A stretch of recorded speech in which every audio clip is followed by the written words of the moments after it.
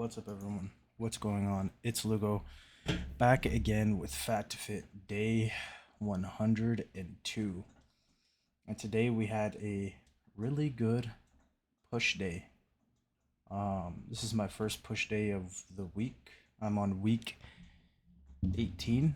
And I'm on a block of sevens right now that I'm going to, transition to sixes next week. But this is my first time hitting two plates, or I guess 2 kilo plates, because this isn't technically 225 on pound plates, but even though it would probably move easier if it were on 2 plates on pounds. But I hit it for my top set of seven, and honestly, it really didn't move bad. I think the only thing is that my pauses were kind of lackluster, but I still think I paused a decent amount, especially for high reps. The pause to me doesn't matter as much as if I was doing something like a set of five, maybe. But I still try to pause to show control. And I definitely did better on my back downs, which were 198. Again, I think this is the second week I've loaded 198. Just because I don't want to overexert on back downs like I did last week. Because I went too hard on my top set. But it moved really well this week. Bench was pretty phenomenal.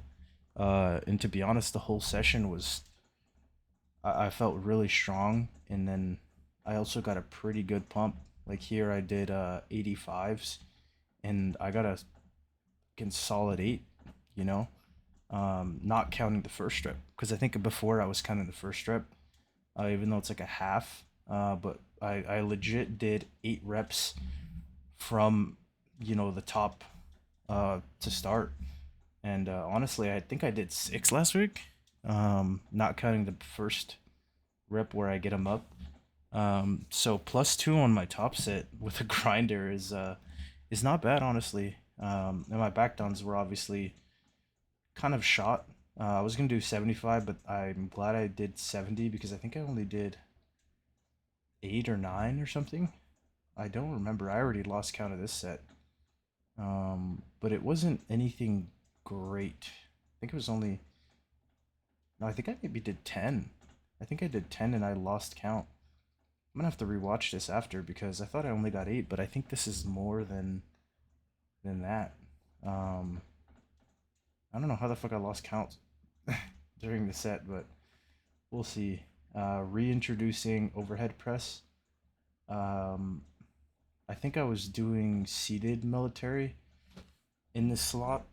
Um, but honestly, I've been wanting to do an overhead press, just because I think it's fun. And the seated press that I was doing is kind of like a high incline, but I'm already doing that like later in the week on my second push day with dumbbells, and so I don't really want to get the same bar path and movement, but with a barbell. Um, I wanted to do something that is going to target more of the front delts. And honestly, pressing overhead is pretty fun. So I decided to do OHP because it's going to be more of a true front delt work. And I saw that for sure today. I thought I was going to do 135. I was wrong. I loaded 105 and got 7 for 2 sets. And I was like, holy shit, my front delts are weak. So I'm glad that I decided to do OHP as well as working the front delts. It also helps you maintain overhead mobility, which honestly I think is really good for bench. It means you have good scapular mobility, which is something that you really need for bench. And I think that to a certain point can transfer over. I don't really think OHP is like a super transfer movement to bench, but having stronger shoulders never hurt anybody. And I'm beyond just the normal group of people that thinks that all you need to do for shoulder work is just chest presses and bench. I think to a certain degree you need to do some direct shoulder work, not even for development, just for shoulder health. I'm a big proponent of if you don't use it, you lose it. And I think that direct shoulder work is pretty preventative and helps keep your shoulders healthy. You can get shoulder problems, and it also I think helps you not have pec problems. Um, because maintaining strong shoulders, you can have less pec tweaks. But I digress. Swapped out. What was I doing on this day? I think I was doing cable RD flies, and I swapped it out for face pulls. And then I moved my rear delts from back day to push day to kind of save time as well as just not having to do them on that day. I like doing them on a different day because I'm already doing so much on back days that I don't really want to do rear delt flies. After back, I just want to go straight to biceps. Um, but I also added something on my warm ups for upper days, which is some oblique training, which is your side ab, which you target doing stuff like side bends and side planks, which is exactly what I added to my training. Because I realized my goal isn't really to be a true bodybuilder. I was really thinking about it pretty deeply about what I want to really train for. And if I want to train for bodybuilding training, like to compete, or powerlifting training to compete. And I'm training both styles, but I think ultimately, if I do end up competing in something, it's going to be powerlifting. I don't think that I would enjoy the stage as much as I enjoy the platform for, powerlifting.